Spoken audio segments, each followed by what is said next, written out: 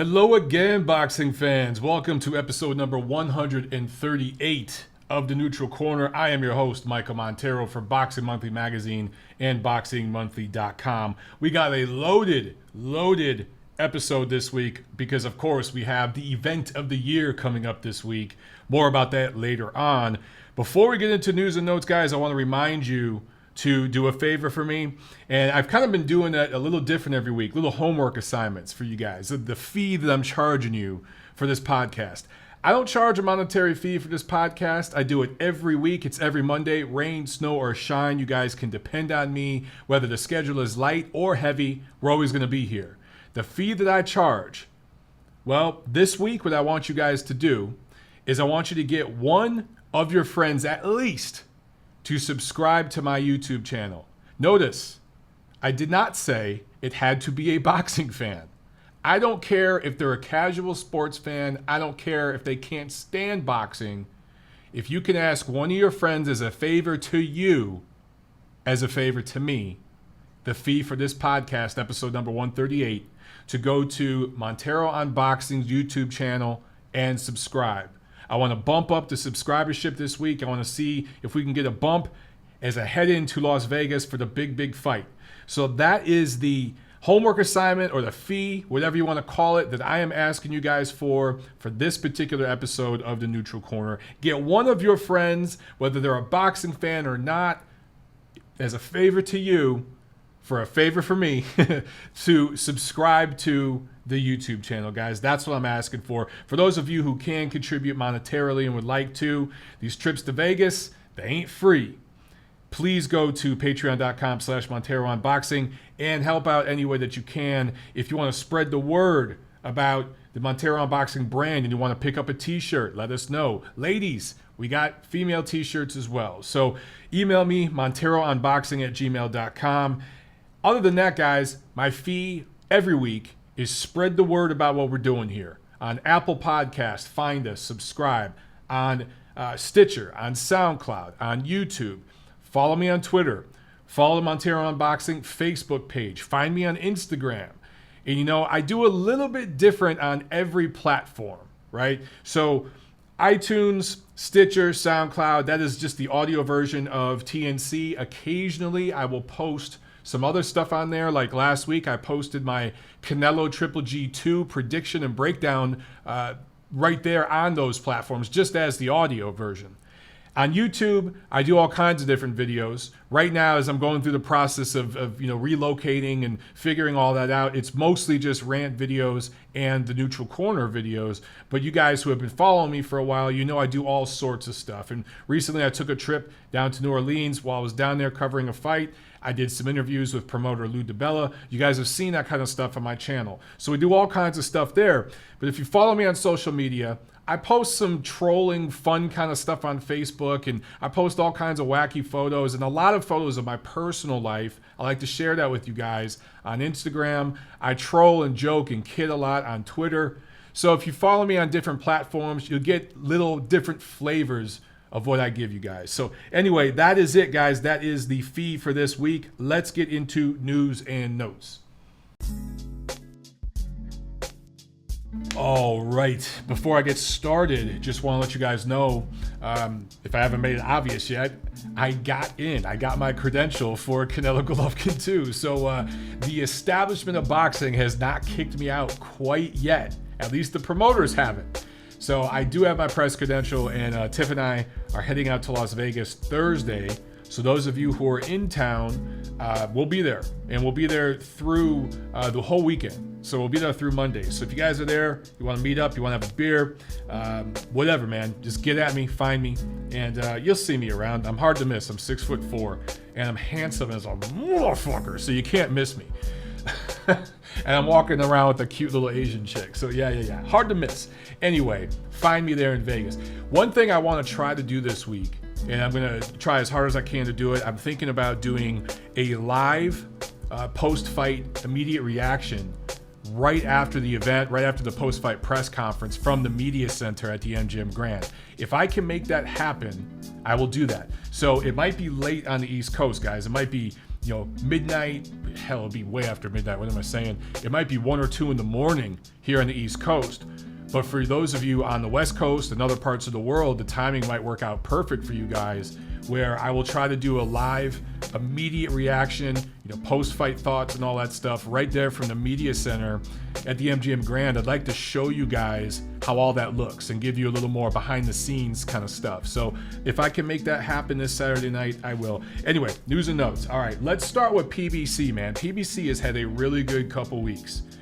I talked last week about the Showtime deal, and at the time I was recording episode 137, the news of Fox, the Fox deal, it had dropped, but details weren't out yet, so I didn't yet talk about it.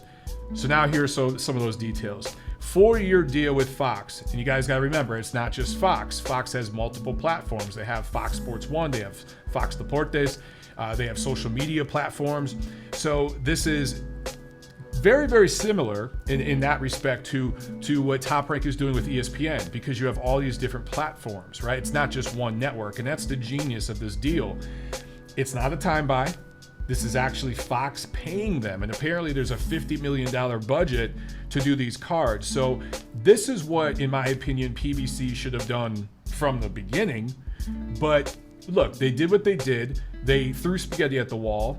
They learned from a lot of mistakes, obviously, and they kept some contacts going, and they made this deal. And now they got the premium network, premium cable network deal with Showtime, and they got the regular network deal with Fox. So what does this mean?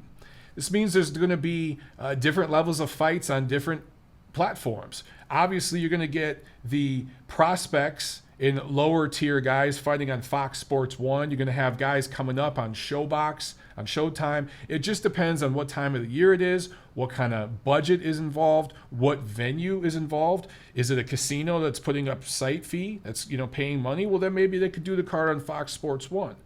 If it's at a different type of venue where they don't have that site fee, they don't have money up front, well, maybe they go over to Showbox so they get a little bit more money.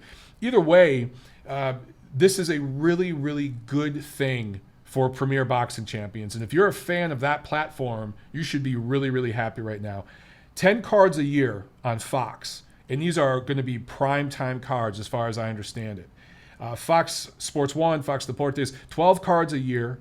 And there will also be pay-per-view fights. So this is something that I don't think some of you are quite understanding about the deal. Apparently, there's going to be Fox pay-per-view. I don't know how that's going to work. So it's not, I don't know if it's going to be produced by Showtime or anything, but that wouldn't make sense because Showtime, I think, is the parent company is CBS, I believe, off the top of my head here. So Fox is a different platform. So I don't know exactly how that would work. I think, but apparently from the things I've read, there will be pay-per-view events on Fox. So I'm not sure quite how that's going to look, but you're going to start getting more PBC pay-per-views now. You're going to get a couple of those a year. And that was always the long game. Boxing is always going to go to pay-per-view. The pay-per-view model is changing, and the way that they build things up now is changing, I think, for the better. But the long game is always pay-per-view. And that PBC, that's always what they wanted here. That was always in the long run for those big, big fights, those big showdowns. When we eventually get Errol Spence and Keith Thurman to fight, that's obviously going to be a pay-per-view. You know what I'm saying? So that's going to happen down the road. Very smart plan from PBC. Like I said before, sort of mirrors what Top Rank is doing with ESPN. Not exactly the same, but similar. And I think that it's a good thing that you're getting boxing on all these different networks and back on regular quote-unquote TV. But it's also possibly a bad thing because you're getting different entities on different platforms. And who knows if they're going to play nice. PBC now is Fox and Showtime. Top Rank is ESPN. Matchroom, Eddie Hearn, is on Sky, but he's also DAZN. So if you're in the UK, you got Sky, cool. If you're outside the UK, if you're in America especially, you can watch those cards on DAZN or DAZN, however the hell you say it. I guess Golden Boy is HBO / Facebook / ESPN.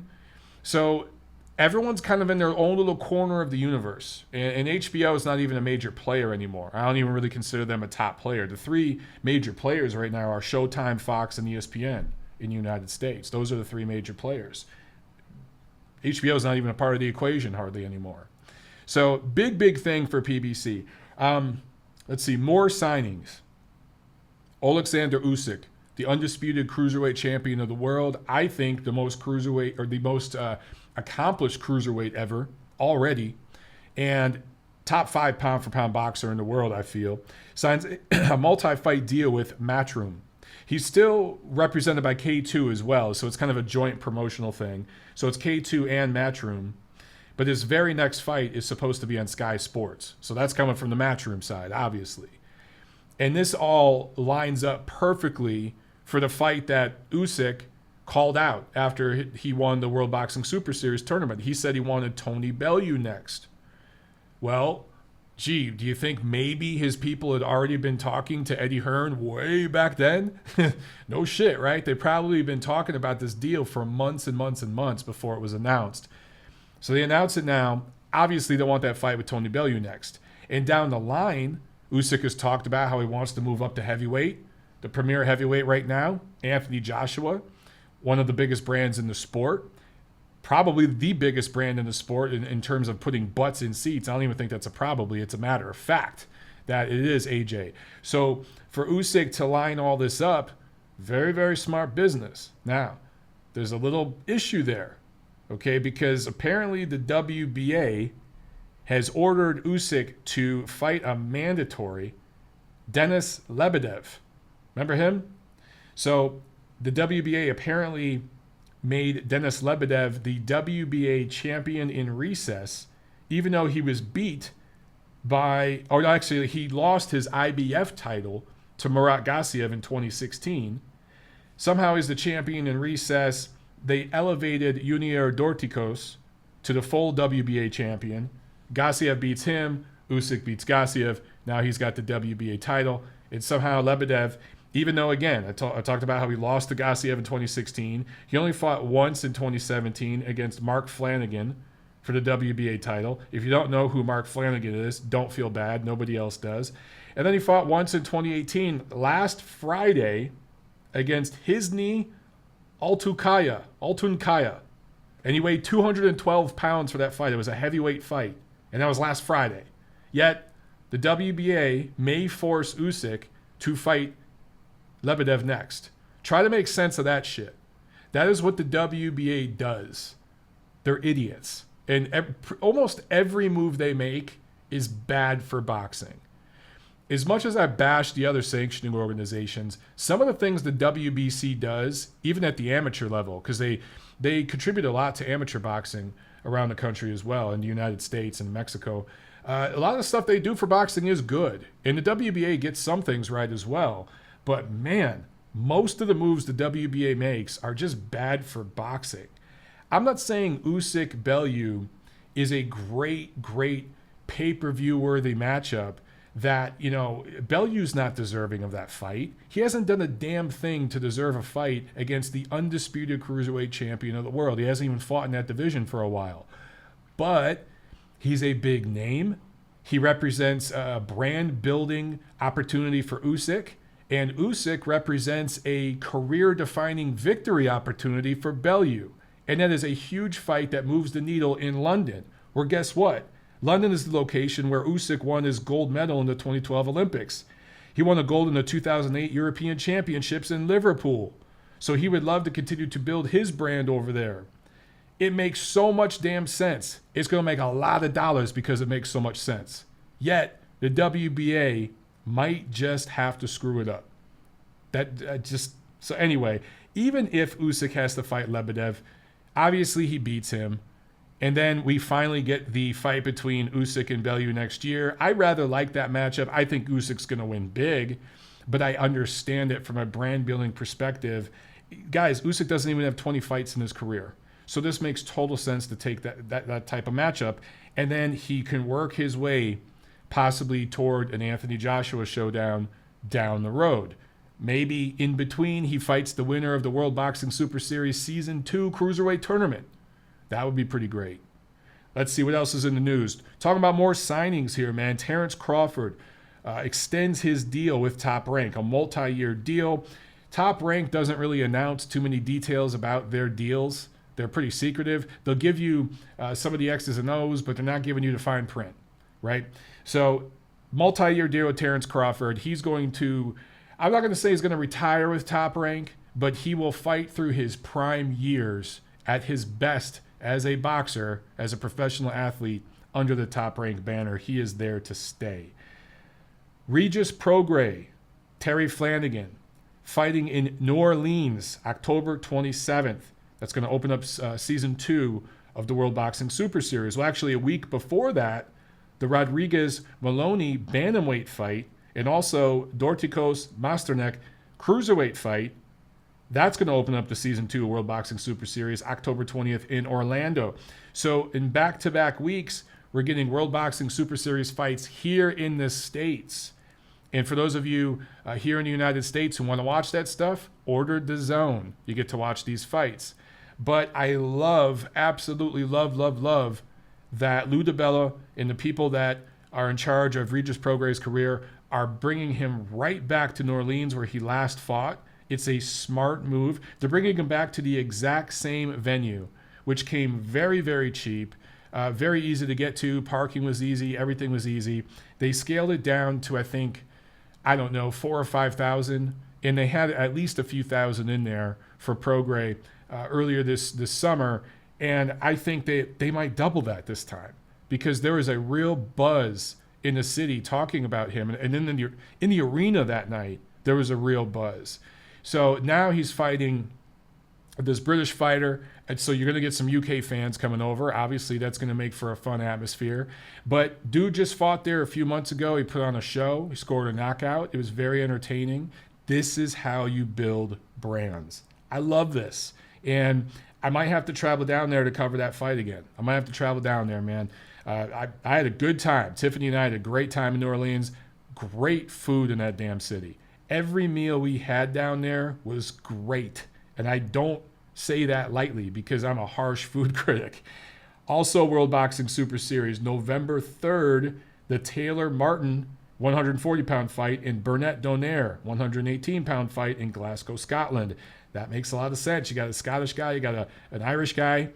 Why not put that card on there? It's another doubleheader. It's in the right venue. I think that's going to be a hell of a lot of fun. And if you are subscribing to DAZN, or if you subscribe to it starting next month in October, at the very end of the month, well, guess what? 3 weeks in a row, you're getting high-quality boxing cards from 2 different continents, 2 different parts of the world. But I just named, let's see here, 1, 2, 3, 4, 5 high-caliber fights that you're getting within 3 weeks. So that's awesome, man. That's worth the price of admission right there. Or price of subscription, I should say, if you subscribe to DAZN. All right, some more news. Avtandil Kurtsaise. I always had trouble with his first name. The last name is easy, Kurtsaise. Sentenced for 10 years in prison for his role as an enforcer in a little crime group there in New York City. I'm not sure how many years he was involved with this group and exactly the details of some of the things he did, but he must have did some really nasty, gory, brutal shit because they must have just had details. They must have had witness testimony talk about some of the actual physical things Kurtsaise had done to people under this group's reign. Because 10-year sentence as an enforcer, that's a long sentence, man. That is a really long sentence. Not only that, the first 2 years that he gets released, he will be under supervision. So it's kind of a 12-year sentence in all honesty. So he wasn't just a low-level guy. He was heavily involved with these people and must have did some nasty shit. He must have hung somebody upside down by their toes or, took a blowtorch to somebody's balls to get money. I don't know what he did, but it was bad enough for a judge to throw 10 years at him. That's crazy, man. Last thing, guys, Manny Pacquiao threatening to sue Top Rank. I'm sure you guys have seen it on Twitter, Instagram. I think it came from Instagram, from Pacquiao's Instagram, where he's claiming that he has not been paid for his portion of the United States streaming rights for the Matisse fight a few months back. Actually, it's the same night as the Prograis last fight. So Top Rank handled the streaming on ESPN Plus for that fight here in the United States. Manny Pacquiao, his group promoted it over there, but I think Top Rank helped put on some of the undercard fights, supplied some of the fighters and helped put that together. And as I understood it, they handled and controlled the streaming rights on ESPN Plus here in America. But Manny Pacquiao is claiming that he's supposed to get a portion of that and that he hasn't gotten paid yet. So he sends this Instagram post out there saying, I'm going to sue and I'm seeking legal action, blah, blah, blah. Obviously, Manny Pacquiao didn't write that message. It probably came from Kantz or one of those guys. Pacquiao has about, I was going to say 100, but it's way more than 100. People in his ear constantly saying things, pulling him in different directions. He's not the smartest guy on earth. And I'm not saying that as a put down. It's just a reality check, guys. I was a huge Pacquiao fan.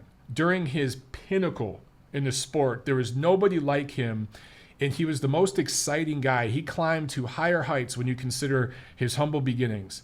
He climbed to higher heights at his peak and did more for the sport of boxing globally, especially for a whole region of the world that had not been heavily involved in boxing prior to him, at least not in a big way as they are now.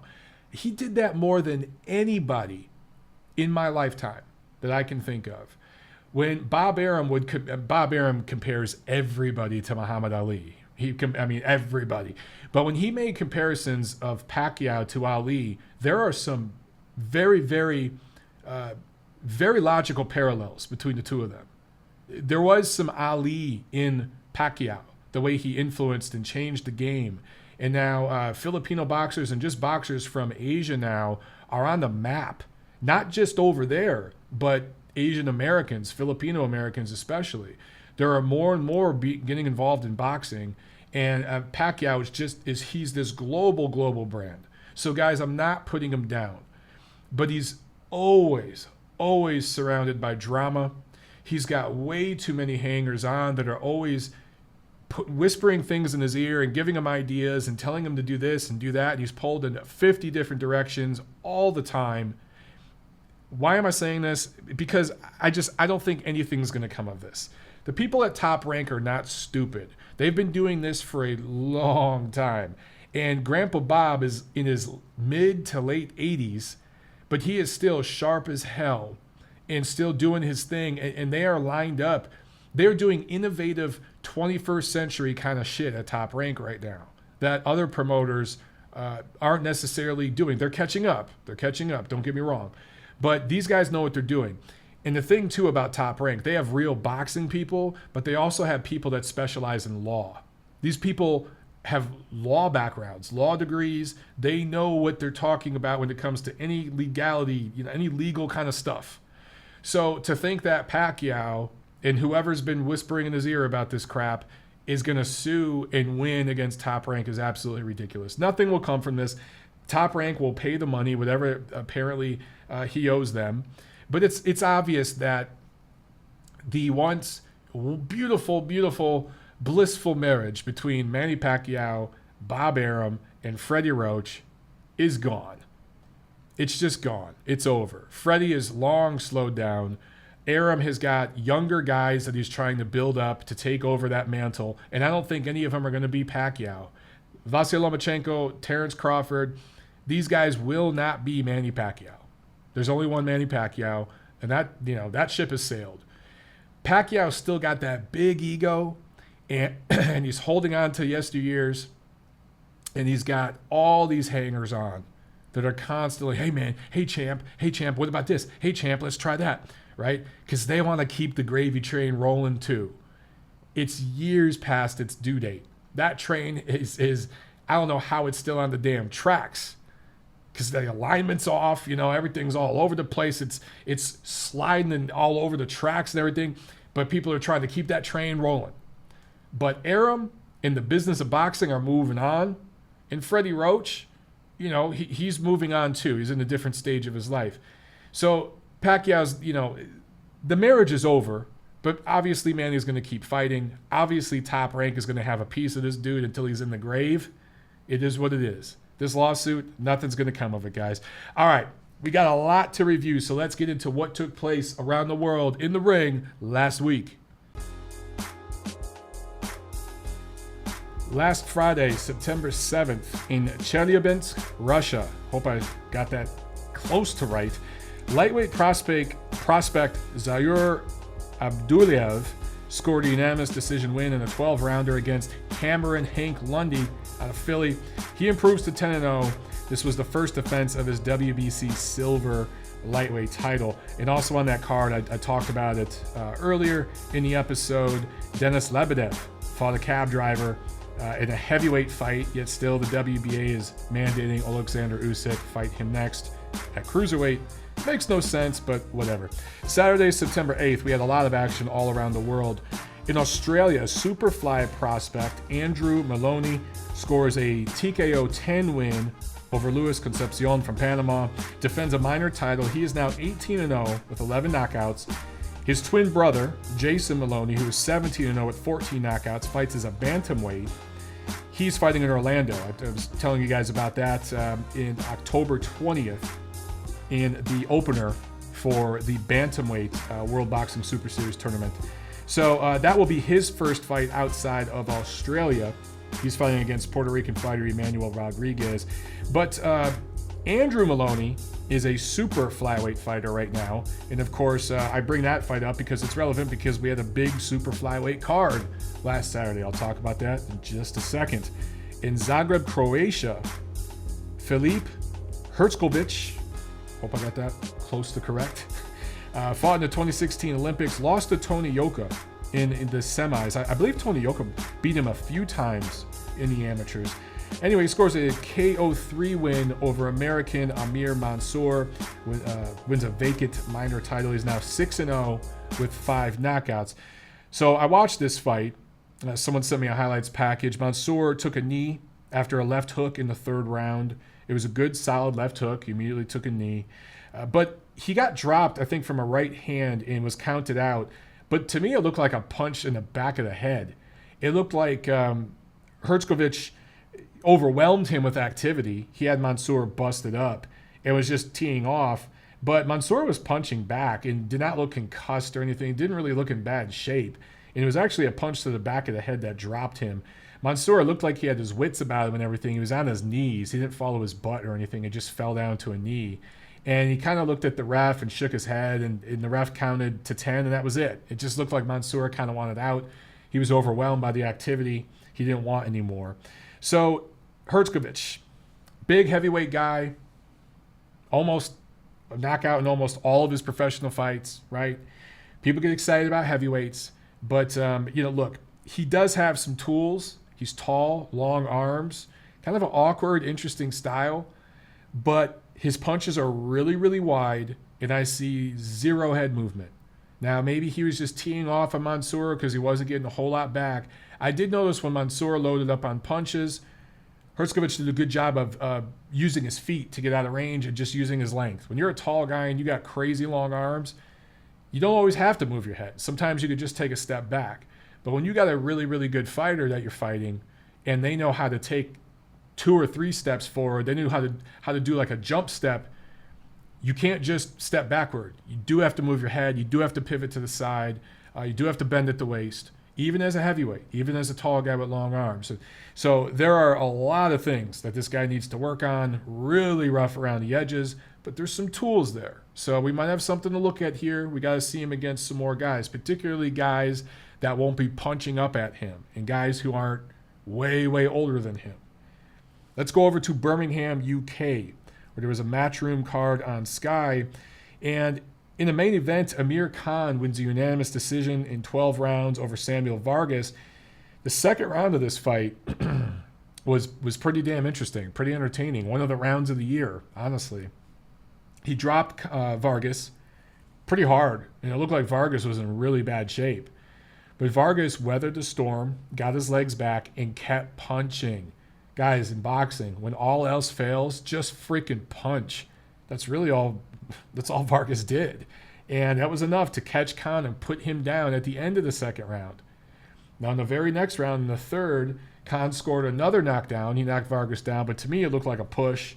And I think the ref missed that call, messed it up. Either way, Khan dominated this fight from start to finish. Vargas had moments, but you could see Khan just on another level, just a much, much better athlete, longer, throws the straighter punches, more powerful punches. Hand speed difference was very apparent right away. Just target practice for Khan. The second round, and I tweeted this, it was just a microcosm of Amir Khan's career because he had these flashes of offensive brilliance. He looked amazing. And then all of a sudden, he got lazy for a minute and just stopped moving his head and moved straight back and left his chin up in the air while throwing combos. He got timed and got dropped. And if Vargas could punch through a wet paper bag, Khan might still be down right now. Might still be on the same damn canvas. So that's just a microcosm of the guy's career. He's just an incomplete fighter. He has certain tools that are almost breathtaking to watch at times. But the thing with Khan, he throws fast as hell, but he doesn't really change up speed, and he doesn't really change up angles, and he keeps his head in the middle. He doesn't get his head out of the line. So he can be timed, and he can be set up for big power shots, especially overhand rights. It's just kind of been his kryptonite his whole career. Anyway, he wins. He was supposed to win, and he wants Manny Pacquiao next. Now, I told you guys last week, Pacquiao has been talking to Matchroom, and Pacquiao, the marriage with Top Rank there, not going so well. I'm not saying that he's going to leave Top Rank 100%. I don't know if that can work, contractually, legally. But maybe Matchroom gets the lion's share, and Top Rank still has some points there. They keep a piece of them. I don't know how that's all going to work out, but I think a fight between Manny Pacquiao and Amir Khan is a very real possibility. That is a fight Khan has had a hard-on for years, and a lot of Amir Khan's fans have too. You guys just might get it. You might get it, man. Also on this card, Jason Wellborn scores a split decision over Tommy Langford in their rematch. Dropped Langford in the first and the third. He had a cut above the left eye, Langford did. So a hard-fought victory. Langford probably won more rounds, but getting dropped like that twice, that changed the fight, and Wellborn wins the split decision. The shocker on this card was Sam Eggington lost in a TKO 2, lost to Tanzanian fighter Hassan Mwakinyo. That no one saw that coming. Everyone thought this was going to be a layup for Eggington. Hey, man, in boxing, you never know. And some of these guys coming from different parts of the world, you don't know what you're getting. You don't know if you're getting a guy who's got a padded record or if you're getting a hard, just grinder who's coming in there to win, who you're going to have to carry him out of the damn ring to beat him. Sometimes these guys come in so determined and they score these upsets, and that's what's fun about boxing. We don't see that as much in other sports. We just don't. Also on this card, Gamal Yafai and Louis Ritson, two of the prospects, they both score a KO win, so they keep their thing rolling. All right, let's go to Superfly. Man, we had a lot of boxing last Saturday. The Forum in Inglewood, California. This was put on by Tom Loeffler, 360/K2/Triple G Promotions. This is on regular HBO. And if you guys were flipping back and forth between this and the Showtime card, you heard and felt an immediate difference in atmosphere. The crowd presence, the buzz was almost just non-existent. And for me, a guy who's been to so many LA fights, who just went out there to cover the Mikey Garcia card not too long ago, the Garcia Easter card, usually LA crowds are lit. They're the best crowds in America. The best crowd, they're better than Vegas crowds. It's diehard fans. It's guys, it's families in there, and people who watch boxing every week. You know what I'm saying? It's those diehards, and it's usually just a great crowd. But this card lacked star power. It just lacked the same kind of buzz.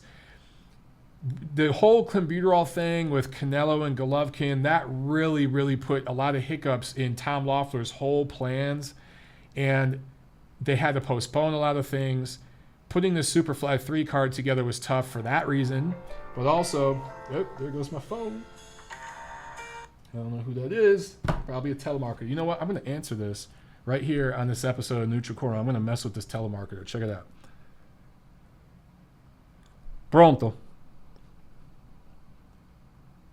This is not a solicitation Oh, call. Jesus. Hi, this is I hate those damn recordings.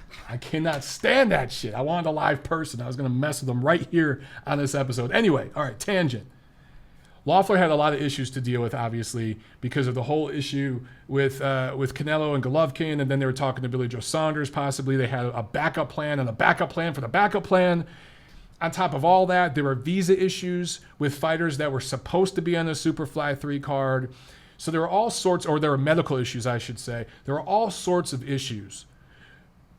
Considering what he put together, I think all in all, he did a very good job. And there are very few promoters who could have taken a steaming pile of shit and made it into a decent card. So the action in the Superfly fights, this card, Superfly 3, wasn't quite as good as the previous ones. The matchups weren't as good, and as I said before, the star power was lacking. The buzz was totally lacking. But in the main event, Juan Francisco Estrada wins a unanimous decision over Felipe Ioka. All Mexican fight. It was fairly one-sided, but kind of dull. Kind of dull. The old man, Estrada, just looked bored. He looked like he didn't want to be there, like he was going through the motions. And some of that is just the poker face that a veteran fighter has.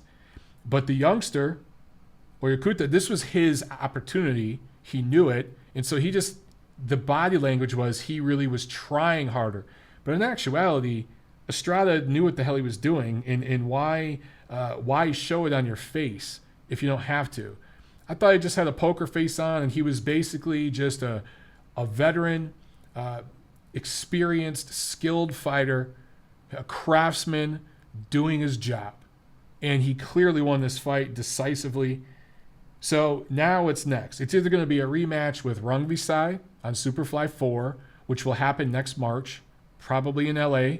It's going to be on regular HBO. Could be Rungvisai. It could be Roman Gonzalez. If Chocolatito wins this week on the Canelo-GGG2 undercard, we could see Estrada and Chocolatito on Superfly 4 next March.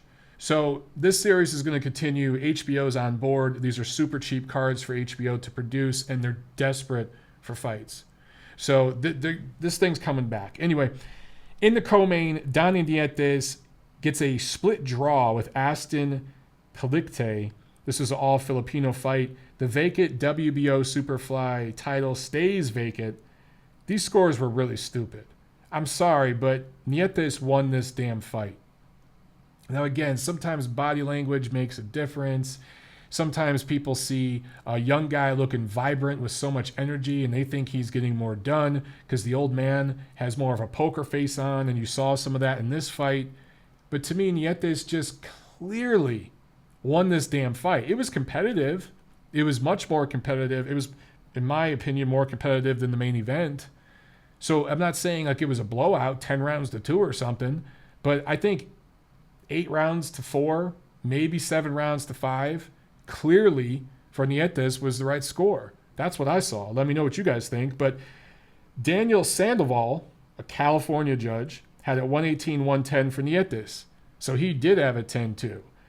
Max DeLuca, another California judge, he had it even, 114-114. So I think for DeLuca, who usually does a good job, but for him to have that score, he gave every single swing round to Pelicte. Every single swing round.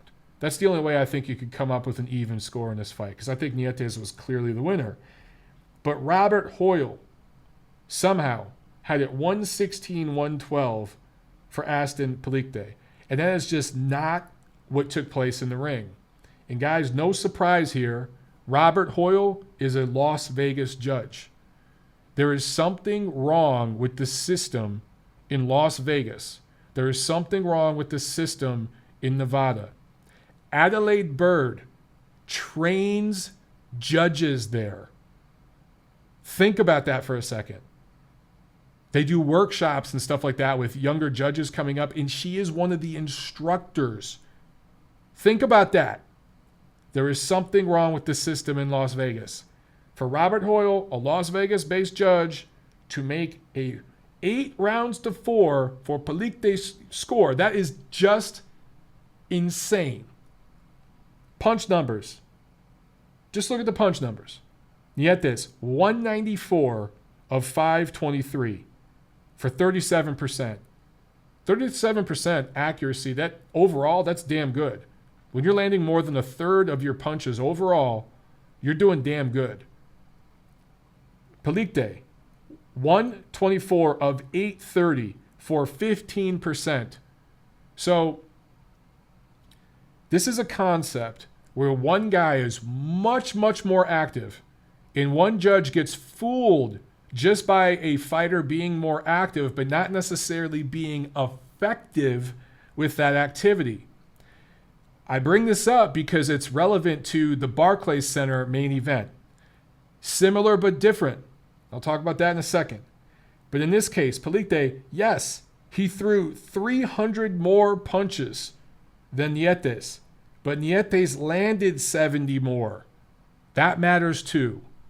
So activity matters when the other guy ain't doing nothing.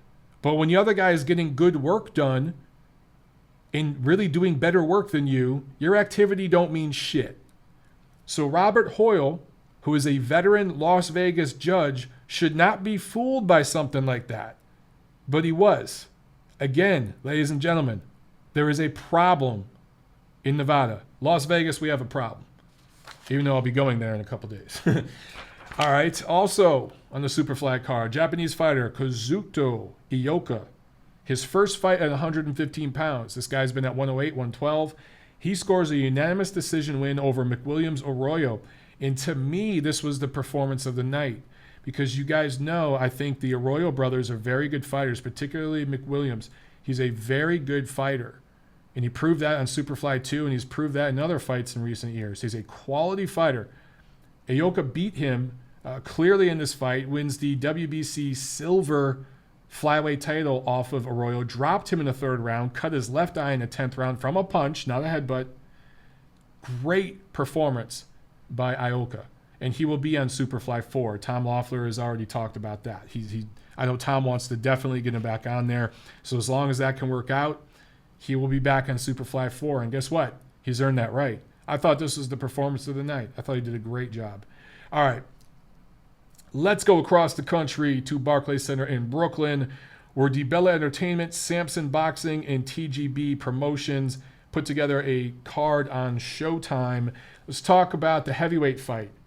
Adam Kaunacki.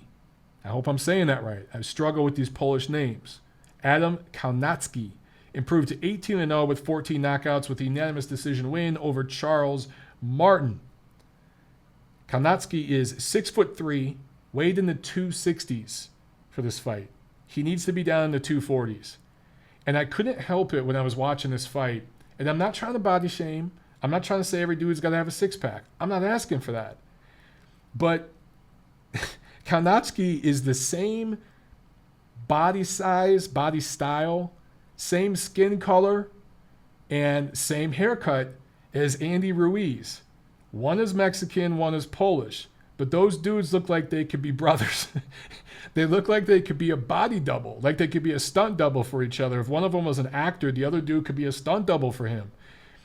For real, there were times where I forgot I was seeing Adam Kaunacki, and it looked like I was watching Andy Ruiz. I'm telling you, same skin color, same haircut, same body. It just the same small arms, big waist. It just was cracking me up. But anyway, Charles Martin surprisingly had his weight down. He was down in the mid-240s. That is where the Polish fighter needs to be. But I thought that Martin was going to show up in the 260s and lay an egg here and maybe get stopped. That's what I thought coming in. That's what a lot of you guys thought coming in. But guess what? He got his ass in shape. He took a lot of punishment, doled some out too. And his fight was sloppy. A lot of the action was, I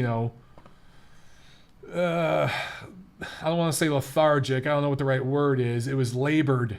It didn't, these weren't crisp, straight punches. This was a lot of, flailing and stuff, but it was good, solid heavyweight action from two top 25 or so heavyweights.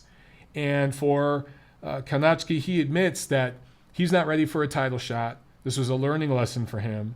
And he's on the way up, and he should win a fight like this pretty decisively. if he's going to be any sort of contender. I didn't see anything between these two guys that makes me think, they're winning titles or anything like that. Although Martin did win a title, but it was on a freak accident is how that happened. Anyway, look, not everyone's going to be an elite level, A-level, top 10 fighter. You need fights like this.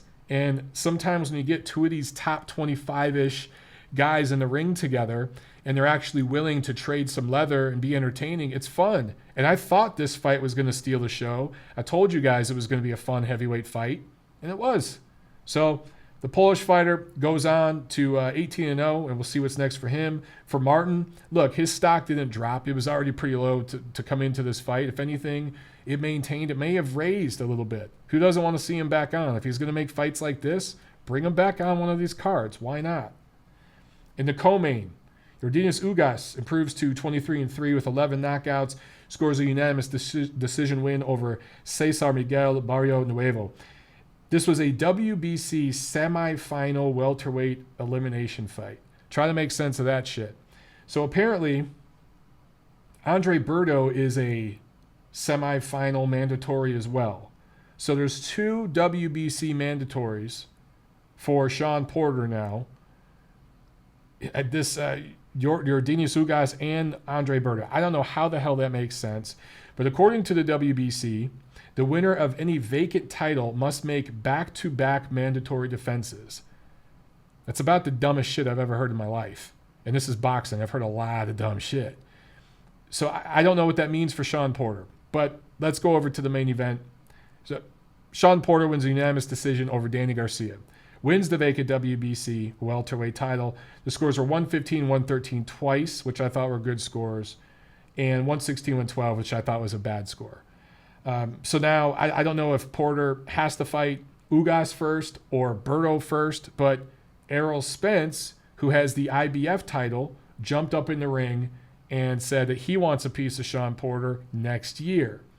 So maybe that means Shawn Porter can take care of one of these mandatories at the end of this year and then fight Spence early next year. With all the money Fox is putting in and Showtime is putting in, I don't see why they couldn't make that happen. We will see. Anyway, let's get to the fight. Porter Garcia. I told you guys last week I thought that Garcia had more levels. I thought that he was the better, more skilled boxer, and he fills gaps better. And I picked him to win. And I thought that over the second half of the fight, his craft would show and he would win. It's not what happened. I was wrong. I admit it. Porter, from the jump, this is something I just didn't consider enough when making my prediction. He looked way, way hungrier in this fight. Garcia just looked kind of lethargic at times, and like he just thought a few counter punches around was going to get him the nod. It just didn't seem like he had this hunger, this fire in his belly, and Porter wanted it, man. Every round he looked more hungry, and he looked hungriest in the championship rounds, and that's where you should look the hungriest as a fighter. So Porter didn't do anything complicated. He just threw punches. Like I said earlier in this episode, when all else fails in boxing, just throw freaking punches. If you get your head out of the line and keep moving and bending and twisting and turning and throwing punches, some of that shit's going to land. And Porter intelligently didn't just dive in like he normally does and maul and grapple and try to hold. He dove in and went to the body. And to me, Garcia just visibly didn't like that. Now, I didn't see Garcia looking for a way out or trying to quit like some people on Twitter were saying. That's absolutely ridiculous. I saw Garcia trying to win the fight. He just didn't match Porter's energy. He didn't match the intensity and the energy. He just didn't do enough. And ultimately, he gave the fight away. I still think Danny Garcia is a better fighter than Shawn Porter. I just do. He has more levels to him. But in this particular fight, and at this stage of their careers, Porter just wanted the shit more. And sometimes that makes the difference. Porter threw, almost 300 punches more. He threw 742 punches to Danny Garcia's 472. He only landed 12 more, though. He landed 24% of his punches overall, Garcia landed 35%. And that accuracy is why I had Garcia ahead about, 7, 8, 9 rounds in. I had Porter down just slightly going into the championship rounds. But Porter got it done late, and he got it late done with activity. Now, I should tell you guys, those of you who follow me on Twitter, you already know. Watching this fight live, I still edged it for Garcia. I had him winning by like a point. I thought that he just built up a lead early on. There were a couple of swing rounds, could have went either way. I favored Garcia's accurate punching, and I thought his punches were having more effect. But in the second half of the fight, that dynamic flipped. And just on my card, Porter didn't do quite enough. But I have no issue with those of you who feel Porter won 115, 113. I have no issue with him winning the fight at all. Again, I think that Garcia gave it away. Here's why I favored Garcia in a lot of those swing rounds. Garcia landed 46% of his power punches. 46%. Porter only landed 25% of his power punches. And he was much more accurate punching to the body. Punching to the head, he landed something like 15% of his power punches, which is what Porter does. He's just not an accurate puncher. But intelligently in this fight, and Garcia does leave his elbows open sometimes, and he's not very fleet of foot, Porter would get off to the body, and that's what increased his accuracy. You take away body punching, Porter landed about 15% of the power punches to the head. And he did not land very effective, or accurately, I should say, with the jab. The body work is what got it done. It made his punch numbers look better. And that was really the difference in this fight.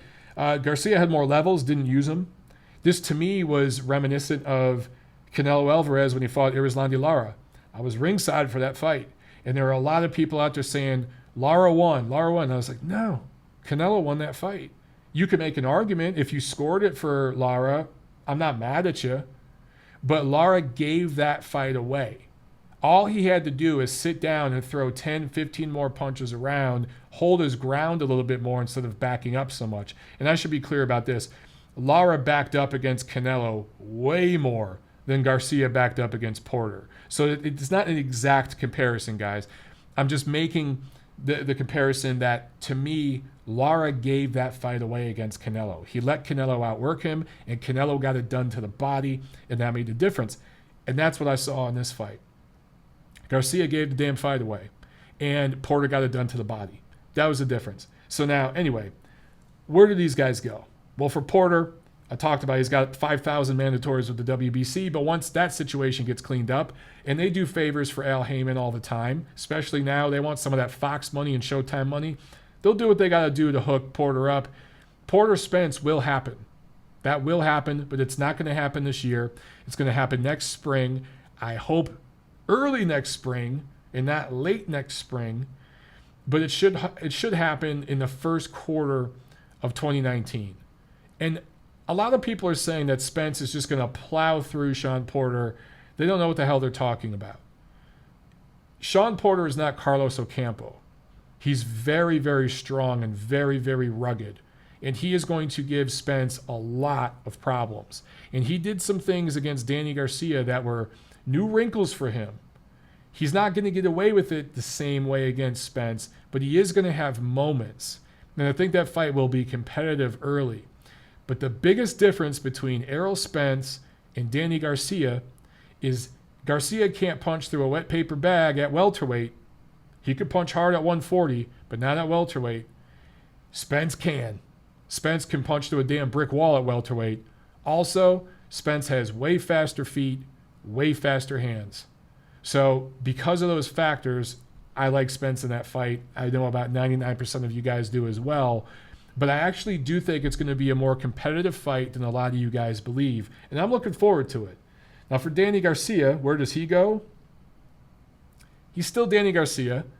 He's one of Uncle Al's guys. He's going to be back. He's probably going to sit on his ass till next summer.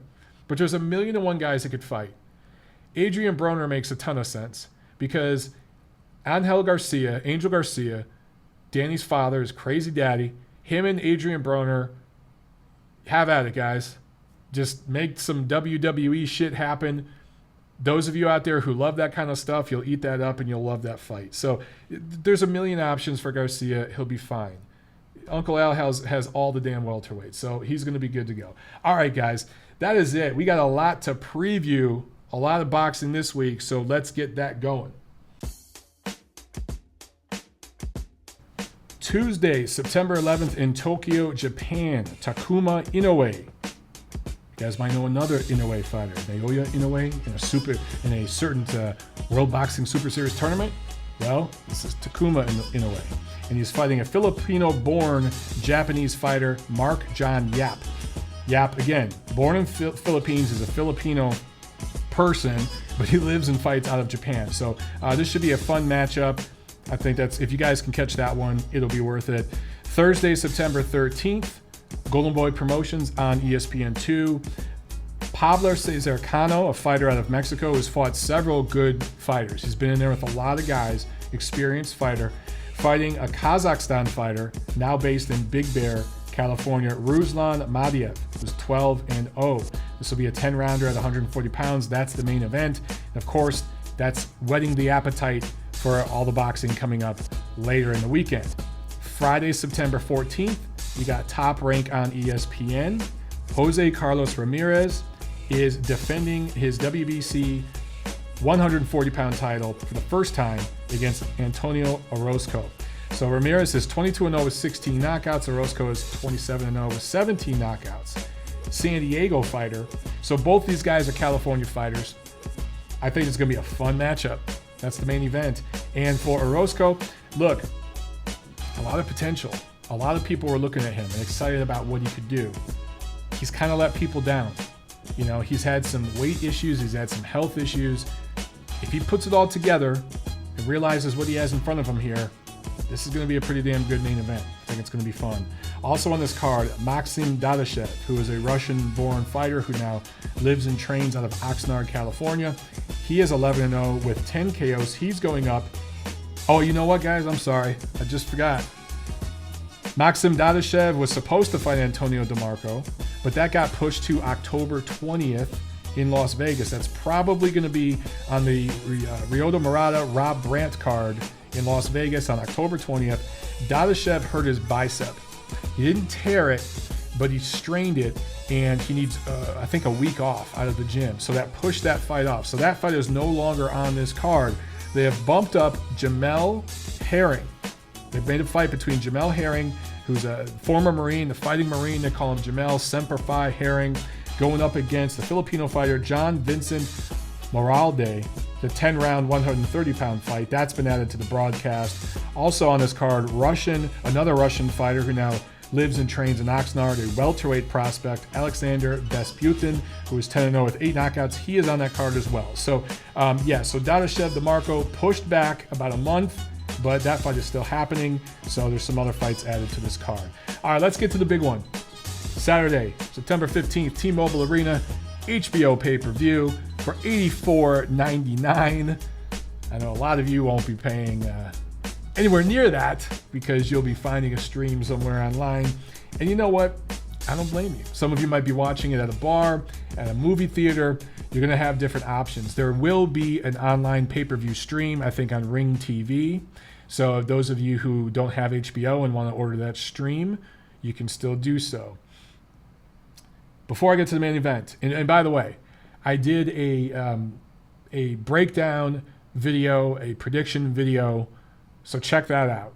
And also, I'll say it again, watch my breakdown prediction video from the first fight last year, because a lot of the points I make there are still relevant in this rematch.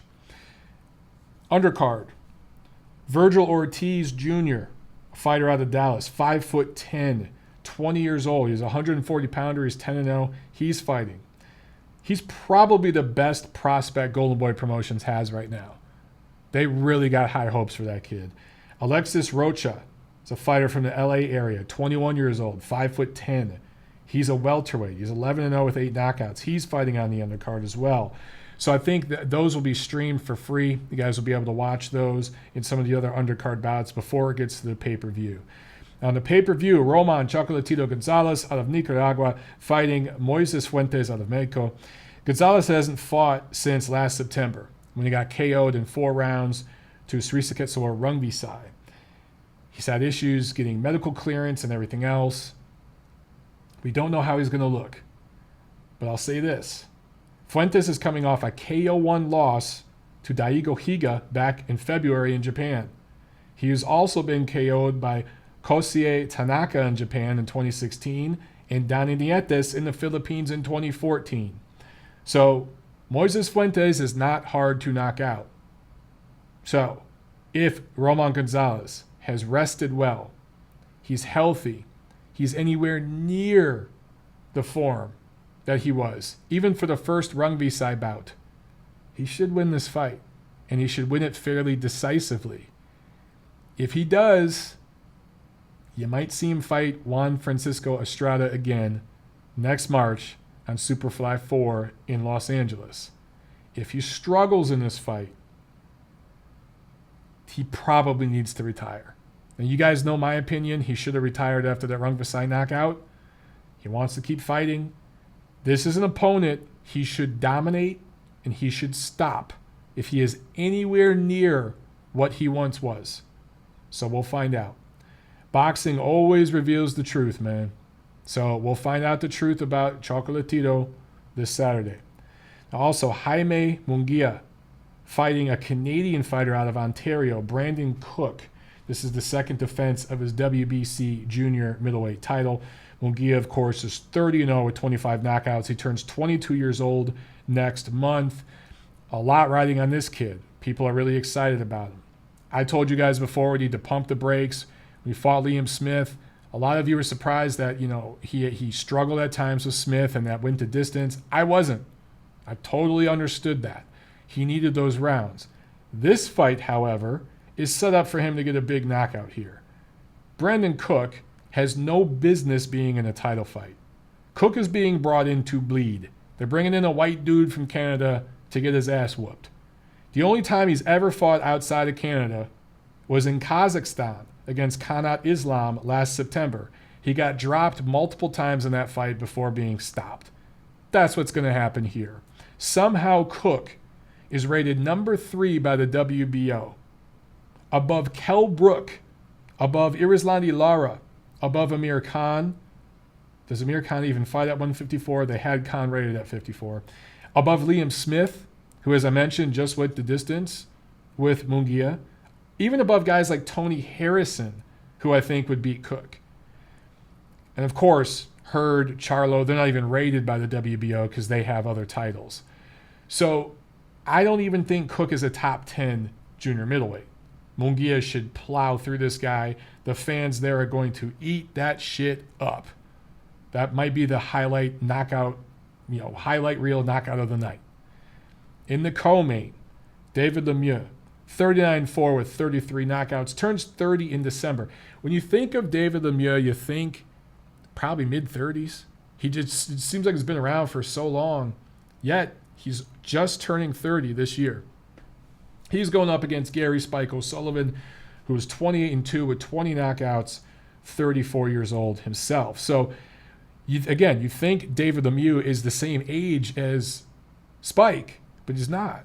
He's younger, and he punches a lot harder. He has 33 knockouts compared to just 20. He has a lot more fights, but he definitely punches hard, punches through the target. So what I'm calling this fight right here is the Canelo-Alvarez sweepstakes. The winner of this fight gets Canelo Alvarez in his comeback fight. Spoiler alert for who I think is going to win the main event. That's what this is. This is Golden Boy Promotions setting up the comeback fight for Canelo Alvarez when he loses against Gennady Golovkin Saturday. The winner between Lemieux and O'Sullivan will get that fight. So these two dudes should be really, really hungry, because if they win this fight, they're going to get some Canelo dollars early next year. Main event. Not going to break it down and talk too much about it. Oh, by the way, the co-main, I do like Lemieux to win that fight. I just think he has more levels. If he's in shape and focused, he should beat O'Sullivan. He just should. O'Sullivan has some good wins. He gets a lot out of a little in terms of his ability. He gets everything out of his ability. Honest fighter. I just think David Lemieux has more levels. And there's levels to this game, guys. I think O'Sullivan is a top 20, top 25 guy. I think David Lemieux is a top 15 guy. So that is what it is. Main event, again, I did a breakdown prediction video. Go watch that shit, all right? And for those of you who don't have YouTube for whatever reason, I loaded that one up, the audio version, to iTunes and Stitcher and SoundCloud so you can listen to the audio version. So I'm not going to go over the X's and O's too much, but a couple things that I didn't mention in that breakdown video. The officials. The referee is Benji Estevez Jr., who's out of New York. I think he will do a fine job. Not concerned at all about him. The judges, Dave Moretti. He was a judge in the first fight. He scored at 115, 113 for Triple G. Now, he is a Vegas judge. He is an establishment judge. He is an elderly man who's been judging forever. I think he's past his best years. I am concerned about Vegas judges, Nevada judges, and Moretti, he was one of Floyd Mayweather's guys. And he's judged. He usually goes with the house guy. He in close swing rounds, he generally favors the house guy. What's interesting is he had the best scorecard in the first fight last September. So the guy I was concerned about, I wasn't as concerned about him as I was about Adelaide Byrd, but I was concerned with Moretti. And he turned out to have the best scorecard. So I don't think we have too much to worry about here. Glenn Feldman is out of Connecticut. He's an experienced judge, not quite as old as Moretti, but he's an older guy, middle-aged guy, and he generally does a pretty good job. He's had a couple of decisions that I didn't love. Maybe he went too far for one fighter or another, but generally speaking, does a good job. The best judge on this panel is Steve Weisfeld out of New Jersey. He's a young guy. We need more young judges. I'm sorry, I'm not trying to be ageist here, but we just do. Some of these judges, guys, they're in their 80s. And I'm sorry, just we need some new blood, okay? Steve Weisfeld is one of the better young championship-level judges we have in American boxing right now. He does a very good job.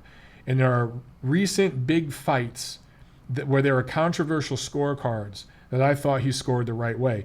Andre Ward and Sergey Kovalev, the rematch. He had Kovalev ahead 68-65 going into the final round where the stoppage happened. That was the right score. Kovalev was winning that fight at the time of the stoppage. Vladimir Klitschko and Anthony Joshua. He had Klitschko ahead 95-93 at the time of the stoppage. That was the correct score. Vladimir Klitschko was beating Anthony Joshua. The other two judges in that fight had atrocious scorecards. Weisfeld scored the fight correctly. Gennady Golovkin and Daniel Jacobs. Weisfeld scored at 115-112 for Gennady Golovkin, or 7 rounds to 5, because remember there was a knockdown there. That was the correct score. Now, those of you who follow my work, you know that I was not ringside. I was in the arena that night, and live I scored that fight for Daniel Jacobs by 1 point. I scored it 7-5 for Jacobs at the fight, but my view was obstructed. There was an obstructed view where they stuck us. They handled the media situation very poorly for that fight to squeeze some more people down by the ring, and I was moved over to a corner. We all were. I mean, some of the media people left. I think like Michael Woods left. There were people who like halfway through the main event left the fight. They were so upset about the way we were treated. But my view is obstructed, and I couldn't see all the action very clearly. I've watched that fight 4 or 5 times now, and Gennady Golovkin clearly beat Daniel Jacobs. Much like some of the other fights I talked about earlier in this episode, Jacobs kind of gave that fight away. The knockdown was the big difference. But he had moments, but he Triple G just completely outworked him, out-jabbed him, won that fight on the jab. 115-112 was the correct score there. Even Denis Shafikov, Richard Comey, Weisfeld scored that 115-113 for Shafikov. That was the right score. I bring that fight up because Adelaide Byrd scored that fight 116-112 for Richard Comey. She is just a terrible judge. Just horrible. So there's just a few examples of Steve Weisfeld scoring some close, controversially scored fights that I think he got the right way. I think he's a very good judge, and I'm very happy he's a part of this one. I look for him to have a good, honest scorecard, and I think 2 judges will score this fight very accurately, and I think 1 judge will go a little too wide. But I think that Gennady Golovkin is going to win this fight by decision. That is my prediction. What does the winner do? I think that'll be Gennady. He's got crazy options, right? You've got Daniel Jacobs and Sergey Derevyanchenko fighting for a title. You've got Billy Joe Saunders. He's defending his title against Demetrius Andrade. You've got Ryota Murata. Talked about him earlier. He's got a piece of the WBA title. He's fighting Rob Brandt.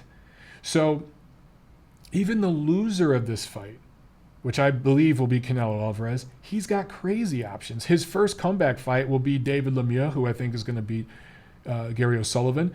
But then he can go after the Saunders-Andrade winner. He can go after the Jacobs-Derevyanchenko winner. If you're Golovkin, obviously you can go for all those guys. And he's got mandatories to worry about as well if he wins. He's got Charlo to worry about and all that. So both of these guys, as long as they put on a good show and it's a competitive fight and they fight hard, win, lose, or draw, they've got crazy options after this. I do think the ship has sailed, though, with Canelo Golovkin. I think that regardless of what we get in the ring Saturday, these 2 guys need to go a different direction in their next fight. We need to see them fight somebody else. The loser of the fight can go after one of those other titles I talked about, or hell, maybe 2 of those other titles, because now there's 2 of them.